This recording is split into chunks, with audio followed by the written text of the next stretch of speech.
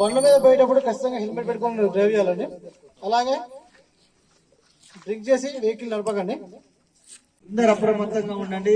మీ పిల్లల్ని, మీ అన్న తమ్ముల్ని ఎవరికి వాళ్ళే పక్కింటి గురించి వదిలిపెట్టండి. నేను నా కొడుకు మంచిగా ఉండాలనుకోవాలి, మా తమ్ముడు మంచిగా ఉండాలి, అంతవరకే చూసుకోండి.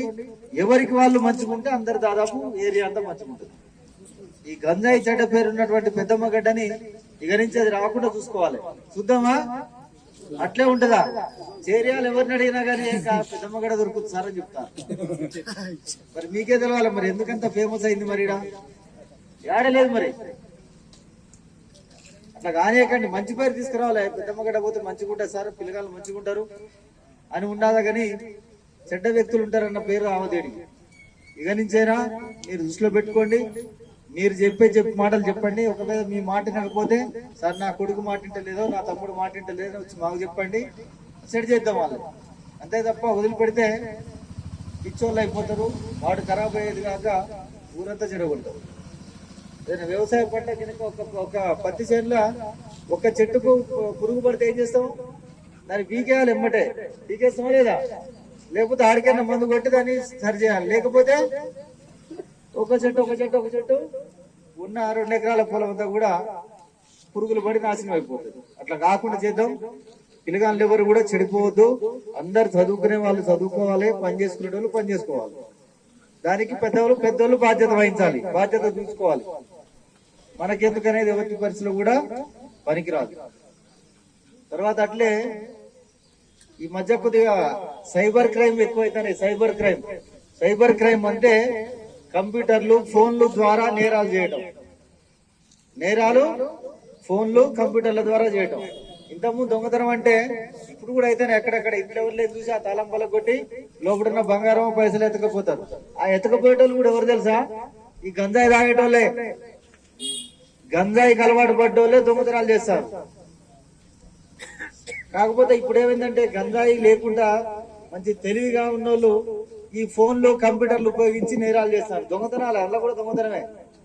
మన పైసలు నేడు ఉంటాయి, అకౌంట్లలో ఉంటాయి. అకౌంట్ లో బ్యాంక్ అకౌంట్లు ఉంటాయి. ఇప్పుడు ఫోన్ ద్వారానే కదా నడిచేదంతా. గూగుల్ పే, ఫోన్ పే చేస్తారు అందరు చేస్తారు. దీని ద్వారా చేస్తారు కాబట్టి మరి ఇంట్లో తాళం వల్ల కొడితేనే ఇంట్లో దొరుకుతలేవు పైసలు. మరి నీ అకౌంట్ ఉన్న పైసలు దొబ్బాలి నీ దగ్గర నుంచి. ఎట్లా చేయాలి? నువ్వంతా ఫోన్ ద్వారా నడిపిస్తున్నావు కాబట్టి ఆ ఫోన్ తోటే నీకేదో ఆశ చూపించి నువ్వే అని పైసలు ఇచ్చినట్టు చేస్తారు. ఈ మధ్యలో మన దగ్గర కోస్టా యాప్ అని వచ్చింది. ఎంతమంది పైసలు పెట్టిన వాళ్ళ? అబద్ధం ఆడకుండా చేతులు చెప్పండి. పెట్టిరా? చాలా మంది పెట్టిరు మన చేరియాల. అత్యాశ, వాడు ఆశ చూపిస్తాడు. నువ్వు ఇవాళ 1000 రూపాయలు పెట్టు, రేపు నీకు 2000 ఇస్తా ఉంటావు. అనగానే ఏమవుతుంది? అరే ఇవాళ ఆగురు, ఇవాళ అయితే 2 తాగుతావు, రేపు అయితే 4 తాగొచ్చు, 2000 వస్తాయని చెప్పి ఆ ఉన్న 2000 కూడా అలా పెడతారు. 1000 రూపాయలు అలా పెడతారు. రేపు 2000 అయినట్టు చూపిస్తాడు. మళ్ళీ పెడితే 4000 చూపిస్తారు. తీద్దామంటే రావట్లే. ఇక మనం ఇచ్చిన 1000 రూపాయలు కూడా అటే పోతున్నాయి. కొంతమంది నిన్ను చూసారా, వీరు 1000 రూపాయలు పెడితే 2000 వచ్చినాయటని ఇంకోటి చూసి మరి ఒక్కసారి 1,00,000 రూపాయలు చేస్తా అని వాళ్ళు 1,00,000 రూపాయలు పెడితే 2 లక్షలు వస్తాయి, 1,00,000 పెడతాడు. అవి ఎటే పోతున్నాయి. నిజం నేను చెప్పేది నవ్వునాలకు చెప్తలేదు, గుర్తుంచుకోండి. ఈ కోస్టా అని ఒక యాప్ ఒకటి వచ్చేసరికి మన దగ్గర బాగా మంది పెట్టిన చేరియాలా. పెట్టిన వాళ్ళు ఎవరయ్యా? చిన్న వాళ్ళు, ఏం తెలియని వాళ్ళు కాదు, ఇలాంటి పెద్ద మనిషి కాదు, బాగా చదువుకున్న వాళ్ళు, ఈ వడ్డీ వ్యాపారం చేసేటోళ్ళు, బిజినెస్ చేసేటోళ్ళు చేశారు. ఎందుకని? ఆశ. ఏం పని చేయొద్దు, సూటు బూట్ ఇట్లా ఉండాలి, మన పైసలు డబ్బులు కావాలి. అయితే ఇట్లా అయితే డబ్బులు ఉట్టికి వస్తాయా? అది చెప్తారు కదా లలిత చివర్లు. ఏం చెప్తాడు తెలుసు కదా. మరి రోజుకు ఒక 10 సార్లు యాడ్ వస్తుంది. ఎన్నిసార్లు చెప్పినా గానీ అందరు ఫ్రీగా డబ్బులు రావాలని ఇట్లా ఈ ఫోన్ ద్వారా వాడు ఆశ చూపంగానే ఎక్కువ పెడతారు. 1,00,000 రూపాయలు పోగొట్టుకున్నారు ఇలా పెట్టంగానే రేపు 2 లక్షలు. మా దగ్గరకు వచ్చిన కేసు వాడు అంటాడు 1,00,000 రూపాయలు పెడితే రోజుకు 30,000 ఇస్తానట. వస్తాయనే?